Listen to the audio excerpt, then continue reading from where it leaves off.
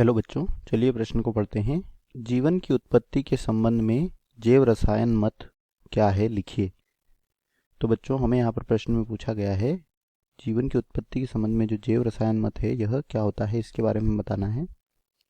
चलिए बात करते हैं इस प्रश्न की मुख्य अवधारणा, जिसमें हम बात करेंगे जैव रसायन मत के बारे में कि यह मत क्या है। तो बच्चों, जैव रसायन मत जो है इसे ओपेरिन तथा हाल्डेन ने क्या किया था, हाल्डेन ने इसे प्रस्तुत किया था। और इस मत के अनुसार सबसे पहला कि जो जीवन की उत्पत्ति है यह जल में हुई है। जीवन की उत्पत्ति जो है यह जल में हुई है। दूसरा, जीवन की उत्पत्ति जो है यह समुद्र में उपस्थित, जीवन की उत्पत्ति समुद्र में उपस्थित जो रासायनिक पदार्थ होते हैं, क्या होते हैं, समुद्र में उपस्थित रासायनिक पदार्थों के संगठित होने से हुई है।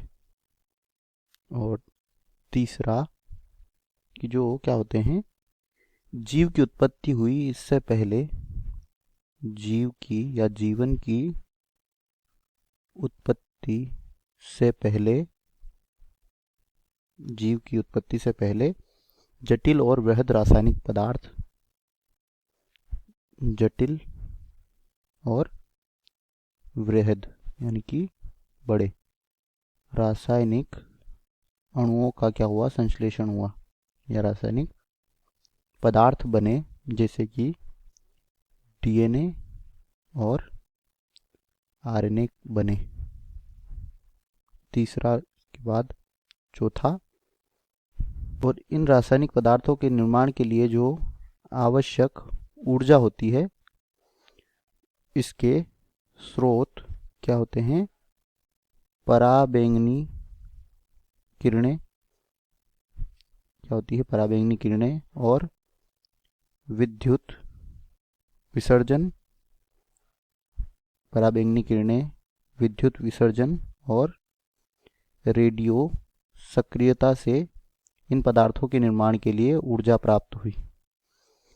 इसके बाद इन्हीं जटिल रासायनिक पदार्थों से कोएसरवेट्स का क्या हुआ, कोएसरवेट्स का निर्माण हुआ। और फिर इन्हीं कोएसरवेट्स से क्या हुआ, प्राथमिक जीवन की उत्पत्ति हुई। क्या हुआ, प्राथमिक जीवन की उत्पत्ति हुई। इसके पश्चात कोएसरवेट्स से प्रोटोविषाणु, कोएसरवेट्स से ही प्रोटोविषाणु और विषाणु,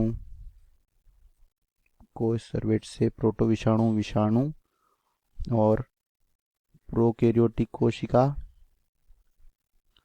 प्रोकैरियोटिक और रसायन संश्लेषी कोशिका तथा यूकैरियोटिक कोशिका का विकास हुआ। यही क्या है, जीव रसायनवाद है। ठीक है बच्चों, आशा करते हैं यह उत्तर आपको समझ आया होगा। धन्यवाद।